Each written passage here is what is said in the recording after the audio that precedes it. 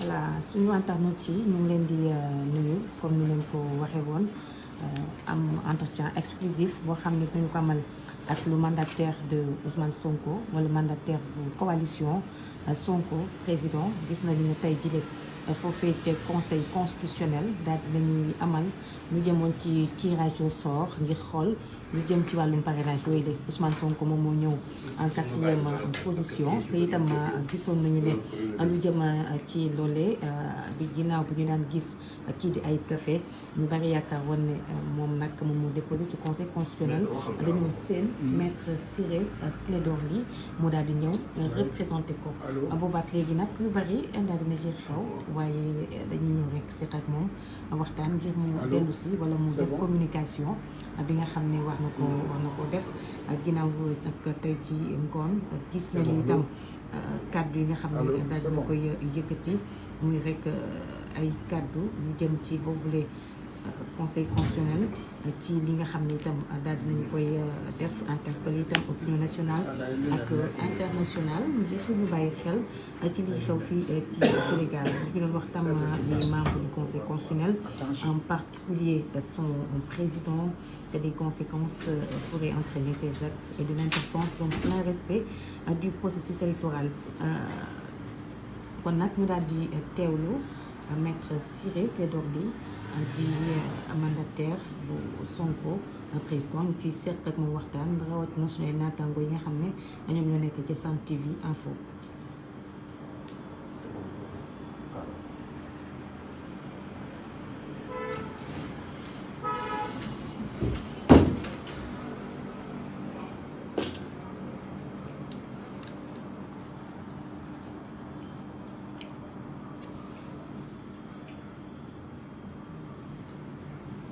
test micro waxal dara def. Allô. 1 2 3 4 5. 1 2 3 4 5.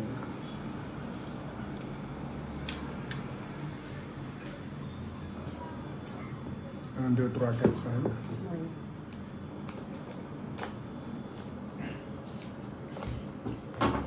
Un, deux, trois, quatre, cinq.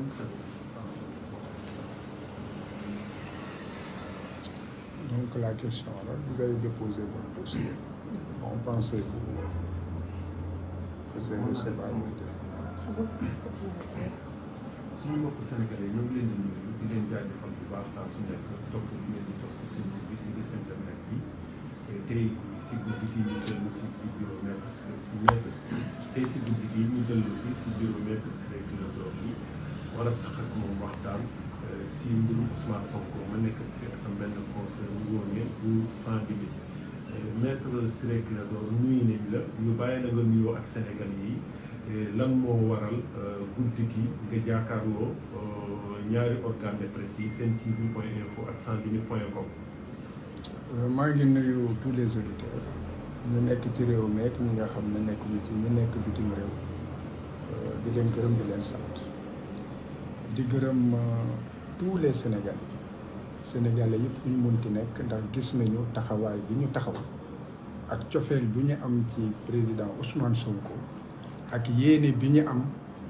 pour que mu jël réew mi ak confiance bi ñu am ne que bu jëlee réew mi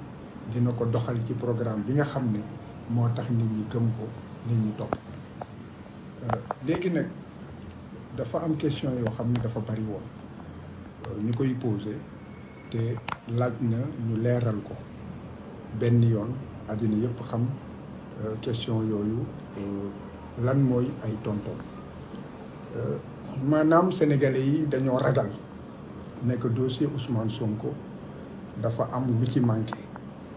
kon war nañu wax dossier bi nga xam ne que dañ koy yóbbu conseil constitutionnel lan moo war a nekk ci biir muy benn ñaareel bi it li ñu yar ragal ne que dafa manqué mooy li nga xam ne que dafa jóg ci administration bi maanaam direction générale des élections bi nga xam ne que dafa bañoon joxe ay fiches de parrainage ak la caisse de dépôt et de consignation bi nga xam ne daa jël chèque bi ñuy joxe pour caution bi ba pare bañ a joxe kayit bi nga xam ne que moom mooy wane ne que jot na ko donc question yooyu xëy na moom moo tax sénégalais yi xaw a am tiitaange ci par rapport ak dossier bi. ma yëgle ne que dossier bi mot na sëkk li nga xam ne moom la yoon tëral lépp motal nañ ko léegi nag li ci des moom moo di que ñi nga xam ne que ñoom ñoo war a génne dogal bi ñëpp di xaar ndax dinañ ko génne wala duñ ko génne kooku yàlla rek a xam. benn dossier yi ñu war a déposer lan la moom moo di que président Ousmane Sonko dafa war a bind ne que damay déposer dossier déclaration de candidature bind na ko signé na ko jébbal nañ ko conseil constitutionnel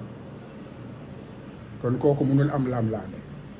ñaareel bi ñu ne que bu fekkee ne que dafay déclarer ne que day nekk candidature day nekk candidat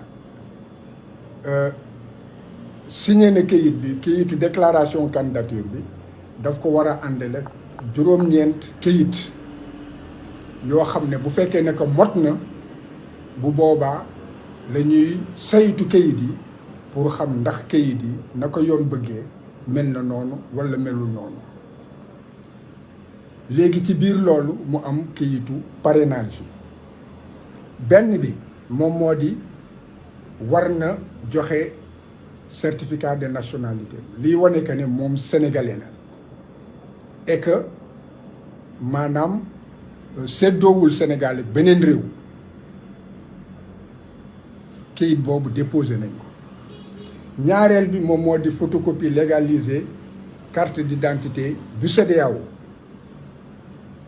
këyit boobu it man en tant que mandataire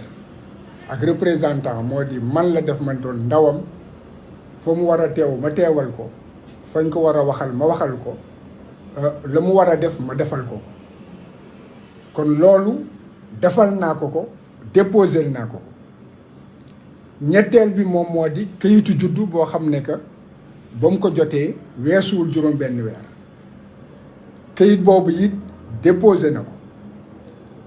ensuite këyit boo xam ne que ñi nga xam ne que ñoom ñoo ko yëkkati pour def ko électeur pour def ko candidat mu di union des forces patriotiques dégg nga ak le crédit maanaam ak le front national ñetti parti yooyu ñoom ñoo ko ngemb ñooñu attestation bi jox nañ ma ko te attestation boobu déposé naa que ñoom ñoo ko ngemb comme candidat. kayit bi ci toppaat moom moo di kayitu parrainage kayitu parrainage boobu motal nañ ko parce que fukki député ak ñett la ñu wax fukki député ak ñett yi dégg nga kayit boobu it déposé nañ ko mu ngi fii ma yor photocopie bi. bu loolu weesoo ñu ne dafa war a déclarer ne que amul beneen réew moo xam ne que moom séddoo na ko ak Sénégal et que Sénégal mooy léppam fii la juddoo fii la nekk Sénégal yi la fas yéene servir dégg nga et que séddoowu ko benn réew. këyit boobu it Ousmane Sonko bind na ko signé na ko déposé naa ko. léegi këyit boo xam ne que bu ci topp moom moo di que maanaam buur topp ko benn koppar 15 Mali buur topp ko muy nan la tuddati attestation fiscale quitus fiscal kooku nguuru Sénégal ci boppam ñoo ko jox këyit buy wane que ne topp ñu ko koppar bu gën a néew 15 yoolalu leen déposé na ko. léegi bu loolu weesoo mu des këyit boo xam ne day wane que ne déposé na 30 millions caisse de dépôt et de consignation moom mooy coffre-fort buur ci coffre-fort am yi la. léegi nag ñu ne këyit boobu dafay ànd ak benn bataaxal boo xam ne que directeur bi day signé ne que koppar yooyu jot nañ ko déposé nañu 30 millions mu ngi nii xool leen ko 30 millions yi ñu ngi ko déposé mun ngeen koy yéegal lii damay protéger données personnelles yi bu ngeen xoolee le 30 novembre la crédit déposé xaalis xobet lañ déposé le même jour ñu joxe chèque boo xam ne le 29 novembre la lañ ko préparé woon chèque boobu le même jour dindi nañ ko ci compte bancaire ba nga xam ne fa la ñu defoon koppar yi mu doon chèque certifié moom moo di koppar yi jébbal nañ ko caisse de dépôt et de consignation ci xam-xamu banque léegi nag boobu ba tey addina bi gis na ne que ñu ngi daw pour que directeur bi jox ñu këyit bi nga xam ne que moom ci boppam da koy dëggal chèque bi nga xam ne moom la ñu jox caisse de dépôt chèque baa ngi nii wane leen ko àddina yëpp gis ko chèque baa ngi nii 30 millions de francs CFA bu ngeen ko xoolee bu ngeen ko jegee da ngeen gis ne chèque certifié la chèque certifié kon ba nga xamee loolu yëpp joxe nañ ko kayit bi nga xam ne que ñoom wane nañ ko ne jot nañu koppar yi bu ngi nii moom moo di nan la tuddati quittance de reçu mu ngi nii lii ñoom ñoo ko signé ba ñu jotee chèque bi pour wane que ne chèque bii nga xam ne que 30 millions yi jébbal nañ ko caisse bi ñoom jot nañ ko ñoom ñoo ñu ko jox gis ngeen caisse de dépôt et de consignation kon boog jot nañ ko kayit bi nga xam ne nag moom dafa war a bind rek ne que waa ñu ngi dëggal ne que jot nañ ko kayit boobu fu ne defal nañ ko lu mel ni Langaabuur yi foo jaar ñu ne du foofu fële ngay jaar boo jaaree foofu ñu delluwaat ni du fii kayit yooyu mu ngi nii lañ ñu tere même ñu yegg ci ñi nga xam ne moom moo jël suñu chèque. mooy ban kayit. procès verbal constat la ndax dañuy dem pour mu jox ñu kayit bi mu lànk bi mooy lan moom moo di boo jëlee kopparu nit nga war koo joxaat benn kayit mu ñëw nga tëj say bunt walla bu ñëwee nga ne du fa dugg foog naa ne caay-caay du weesu loolu te loolu foog naa ne réew mi waroon na ko jomb léegi nag kon quittance boobu nga xam ne que jox nañ ñu ko mooy bii ma leen won quittance bii ma leen won léegi quittance bi déposé nañu déposé nañu photocopie chèque bi léegi déposé nañu it kayit yi wane que ni directeur bi moom moo ñu bañ a jox kayit ba nga xam ne moo ci war a topp kayit boobu nag yoon conseil constitutionnel bi nga xam ne lañ jébbal kayit yi dafa am ay atte yu mu atte bii ci la ci atte yi am na beneen atte yi boo xam ne yor naa ko fi dégg nga boobu it ci atte yi la moom moo di que conseil constitutionnel mooy bii conseil constitutionnel li mu wax dafa leer. lan la wax. conseil constitutionnel ci bii kii parti bu ñuy wax RPJS la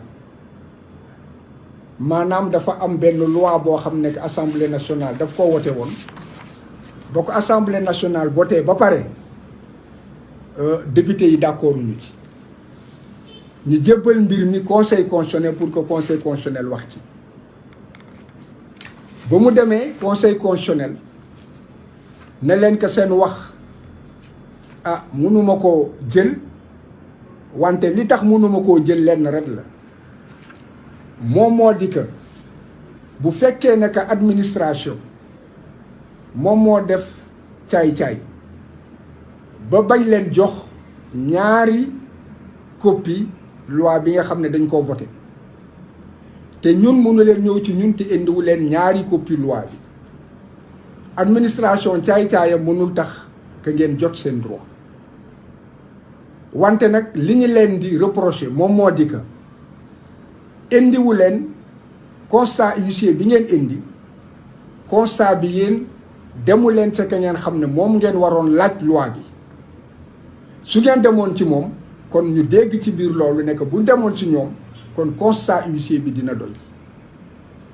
kon boog fii indi nañ ay constat huissier yi wane que ne dem nañu ci nga xam ne que moom moo ñu war a jox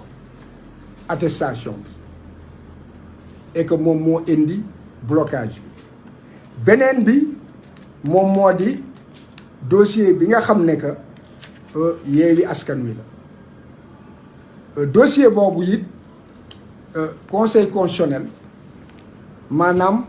dafa nekk procès verbal yi nga xam ne que def nañ ko procès verbal yooyu maanaam wane na ne que état bi moom moo bañ a def la ko yoon wax maanaam joxe këyit yi nga xam ne war na ko joxe kon boog këyit bi nga xam ne que manqué na loolu mënuñu cee sanctionné dégg nga Yewwi Askan bi et que dossier mbaax na kon boog ñu jàpp ne que conseil constitutionnel boo indee firnde ne que li manqué du ci yow wante la manqué administration bi ci caay-caayam moo ko bañ a joxe bu boobaa lam ko jox doy na preuve ne que maanaam rew topp nga ci yoon parce que dossier Yewwi Askan bi conseil constitutionnel dafa nekk indi na preuve indi nañ preuve indi nañ preuve dégg nga yuy wane que ne koppar yi ba nga xamee ne que Issa Sangaré baal leen ma Issa Sangaré war na déposer attestation yi dégg nga indi na preuve ne que jamono joo muy dem conseil kii caisse au niveau des impôts boobu xaalis bi disponible na kon ñun relevé de compte bi wane na nekk xaalis bi disponible na relevé de compte bi chèque bi joxe nañ ko te maanaam quittance bi ñu jox wane na ne que it jël nañu sunu alal kon boobu bu ngeen xoolee lii nga xam ne conseil constitutionnel loolu lay vérifier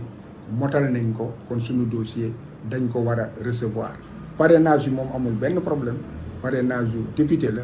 te it na ko yoon waxee noonu lañ ko defee. d'accord maître xam nga lu ma xaw a jaaxal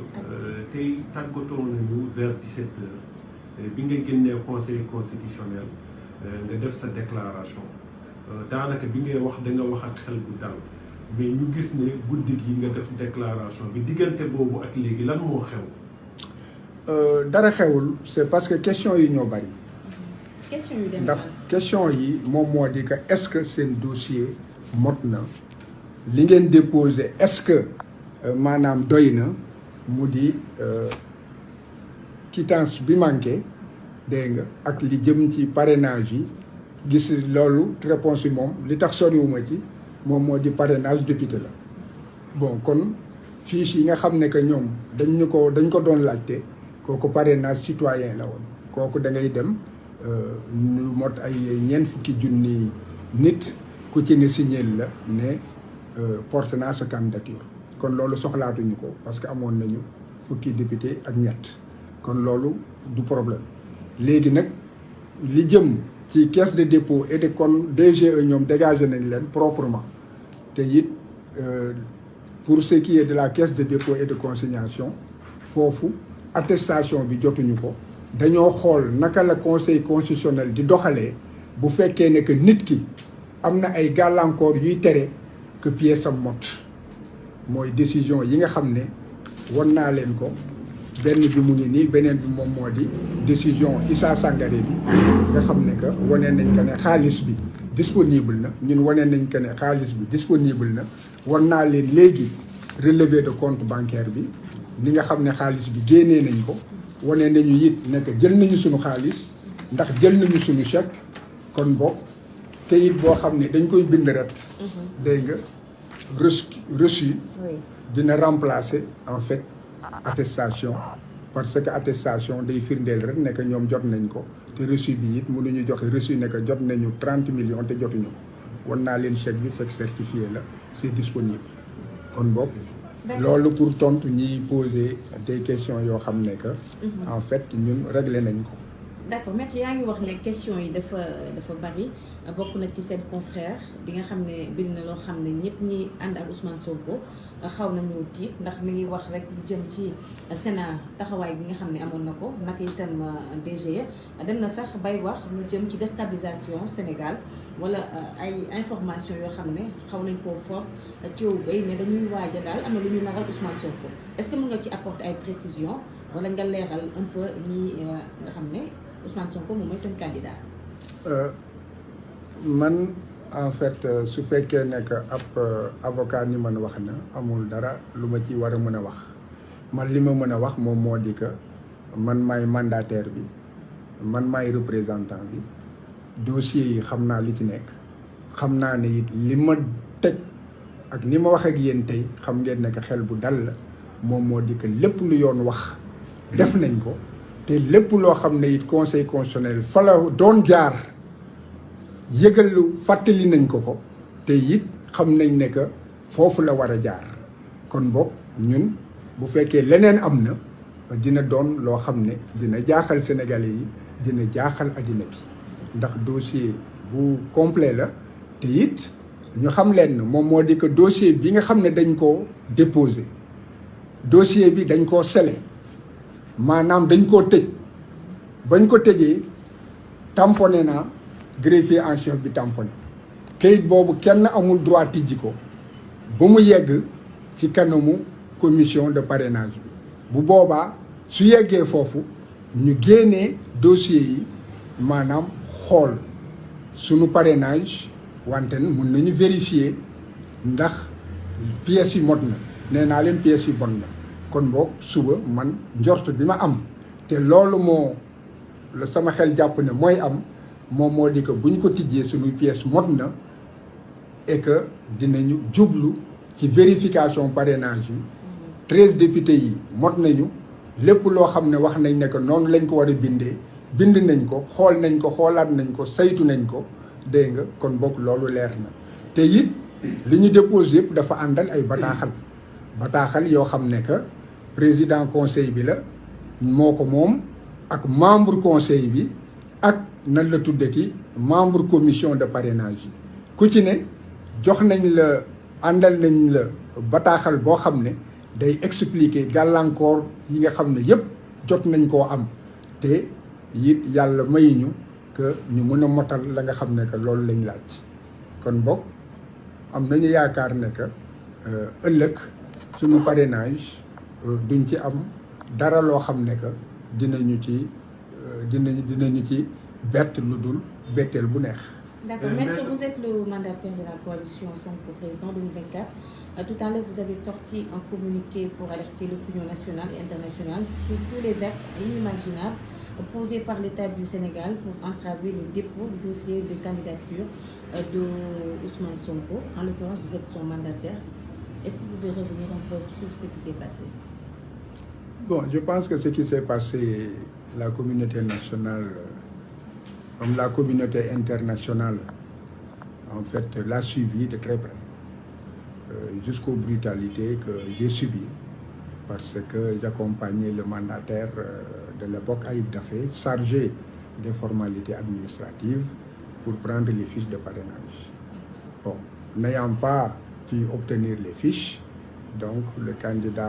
président Ousmane Sonko s'est rabattu sur le parrainage des députés, bon, où il ne pouvait y avoir aucune entrave. Donc vous avez vu que l'État n'a pas respecté la décision de justice rendue par Ziguinchor, alors qu'il avait l'obligation immédiatement de procéder au rétablissement, même s'il y a un recours. C'est ça que dit la loi.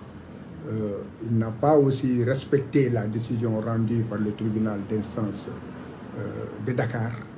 toujours, et a attendu ce qui est un peu ridicule, l'ultime limite, la dernière seconde du dernier jour de la dernière heure, bon, pour en fait déposer un recours, pensant qu'avec cela, il peut nuire à Ousmane Sonko. Ce n'est pas comme ça que fonctionne un état de droit ou une démocratie. Il n'appartient pas à l'État ou à l'administration qui est tenu à une obligation de neutralité et de protection, de promotion donc, de la démocratie et des droits civiques, de porter entrave en fait à l'exercice de droits fondamentaux. Bon, donc la Sénat aussi, qui peut faire des injonctions et même se substituer donc à l'administration pour lorsqu'il y a un manquement, la Sénat a eu à demander à la Direction générale des élections de respecter le droit de Ousmane Sonko et de le rétablir. Bon, on a assisté à quoi? Non seulement le service du ministère de l'Intérieur a refusé de s'exécuter, mais encore le président de la République a immédiatement dissous cette formation et a nommé d'autres membres. Ces membres ont été saisis, ont reçu une notification par les avocats d'Ousmane Sonko et aussi elle est informée de la décision du juge. À ce jour, on n'a pas de réaction alors qu'ils avaient un pouvoir de substitution. Je pense que même l'attestation de la Caisse de dépôt et de consignation, la Sénat, avait le devoir, sans attendre qu'on le lui demande, n'est-ce pas, donc de nous délivrer une attestation qui suppléerait à l'attestation du directeur de la Caisse et de consignation. Mais en tout état de cause, nous avons suppléé à cela en nous fondant sur la jurisprudence du Conseil constitutionnel, qui est que le constat établissant les obstructions de l'administration suffisent pour établir que les manquements ne sont pas imputables donc à l'intéressé et qu'on ne peut pas punir l'intéressé d'une faute qui ne lui incombe pas. Bon, donc nous avons les procédures de constat, nous avons les décisions de justice, nous avons aussi la preuve de ce que vous pouvez bien le voir. Nous avons la preuve de ce que l'argent est disponible jusqu'à aujourd'hui. Ça a été débité donc du compte de 30 millions de francs CFA. Vous avez la preuve de ce que la direction de la Caisse de dépôt et de consignation a reçu un chèque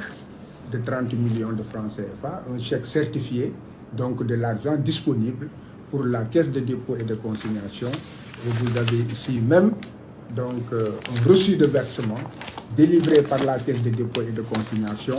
Je lis ici, il est marqué compte d'imputation numéro X, caution des candidats aux élections. Bénéficiaire Ousmane Sonko de la coalition Sonko Président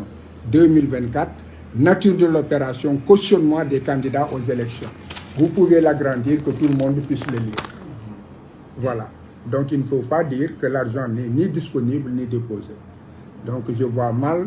que les 7 sages, au vu de tout cela, puissent en fait dire autre chose que de constater que si maintenant l'attestation n'est pas délivrée, le manquement est imputable à l'administration et que l'administration a agi par voie de fait. Vous pouvez bien le prendre, vous pouvez aussi, si vous le voulez, voir les relevés de compte bancaire où l'argent crédité en argent liquide a été débité le même jour pour le compte donc, de la Caisse de dépôt et de consignation. Voilà en fait le relevé de compte, vous pouvez l'agrandir.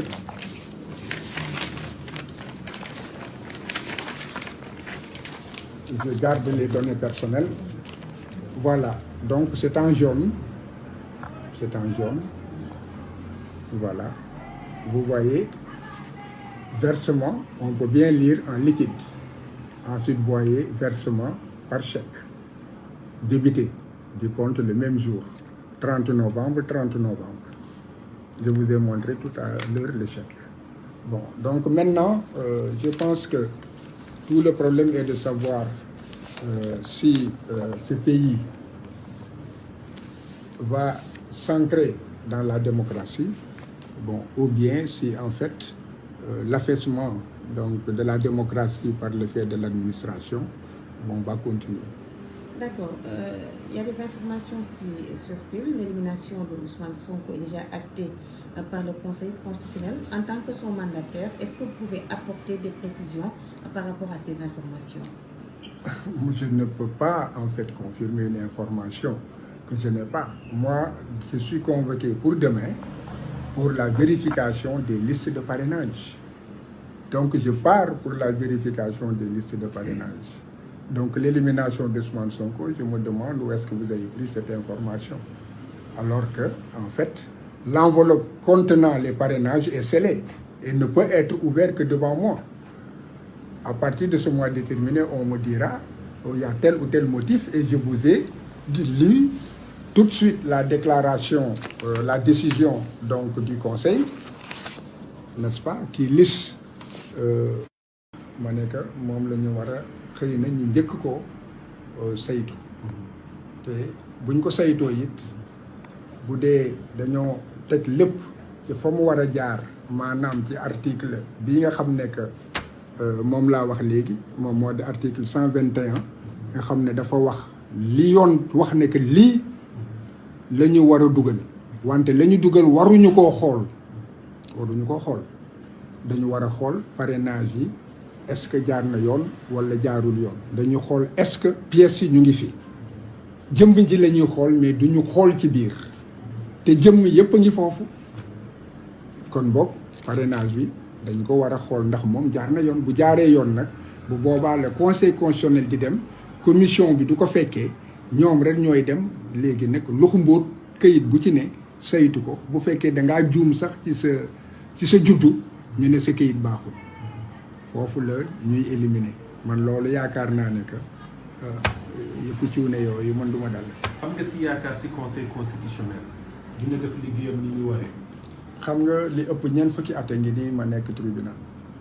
te ñi nga xam ne yëpp ñu ngi conseil constitutionnel yaakaar naa ne buñ ma njëkkee tribunal it ñoom ñoo ma mag benn at la wala ñaari at kon ñoom ñëpp ku ci ne xam naa la ci biti te xam naa la it lu bari ci li biir li ma mën a wax moom moo di que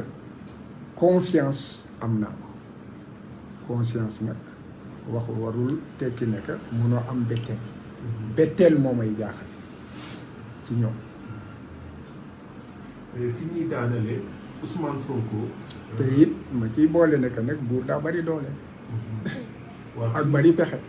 fi ñuy daanalee est-ce que yaa ngi déggante sa client Ousmane Sonko est-ce que kañ nga mujj a gisee moom ak état ak fan la toll et cetera.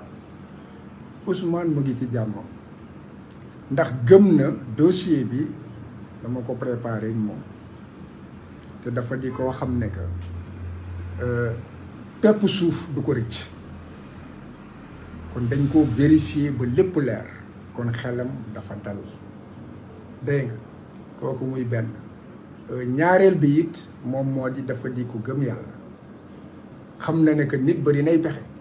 gis nañu pexe ak caay-caay yi nguur yëpp te yàlla dégg nga wommat na ko ba mu àgg fii kon boog nit ak ay pexem yàlla ak dogalam kon mu ngi ngëm-ngëm ñetteel bi it moom moo di xeebul sénégalais yi xam na ne que sénégalais yi incha allah rabbi lii nga xam détermination bi ñu am dégg nga état bi yàgg-yàgg dina leen ci fekk. loolu gëm-gëmam la. investiture finalement autorité yi bañ nañ ko lan mooy réaction Ousmane Sonko. non xam nga wax naa ne que yëfu wuyu la te it réew mi dafa am maanaam ay nit ñu tuuti ñu ko ŋànk lii lépp li nga xam dañ ci war a def jàngat moom moo di que démocratie ci réew mi depuis 2014 neewoon naa ne que démocratie ngi wéy di dem boobu xamoon naa ne que la ne ca kaw ñu koy wax ak di ko wone bokkul rek li nëb xasaw rab ci suuf ñaareel bi it que yoon état de droit moom it mu ngi wéy kooku 2014 léegi nag événement yi dafa permettre Sénégalais yi jaxaran ñu xam ñi nga xam ne que ñoom ñoo ŋànk réew mi naka lañ ko mës a doxalee ak ci lan la ñu yaakaar moom moo di doole ak caabi gannaaw et que mu jaral leen lépp it wante ni ñu am ngëm nekk ak nu mënti wel suñu Sénégal bi kenn duñu ko yàq. maître ñoo ngi lay jaajëfal bu baax yaa ngi nekkoon ak Mouhamed Lodji Sen TV Info ak Ngoné sanslimite.com sa dernier mot. sama dernier mot moom moo di que ci wolof moom moo di que sénégalais yi yeewu nañu te dootuñu nelaw kooku na leer ci ñëpp di wax it ne que nañu pare pour que Ousmane Sonko mën a yeggali yéene bi mu amal sénégalais yi te bu ñu ko yeggali tant que nekkul président kon boog ñu taxaw tembe pour que mu war a mën a yegg ci élection yi te gëm nañ ne que ñi nga xam ne tey jii ñoom ñooy yor kayit yi du ñu dem ci du ñu waroog askan wi ndax askan wi la ñu bëgg ak kayit yi nga xam ne dafa leer yaakaar naa ne que am naa yaakaar ne que du am waroo. merci ñoo ngi lay jaajëfal bu baax. je vous en prie. ñu sant leen gërëm maître Ciré Clédor Ly nekk mandataire bu coalition Sonko président dégg nañu kàddu ñun tamit ñu sant leen bu baax gërëm leen ba suba ca conseil constitutionnel.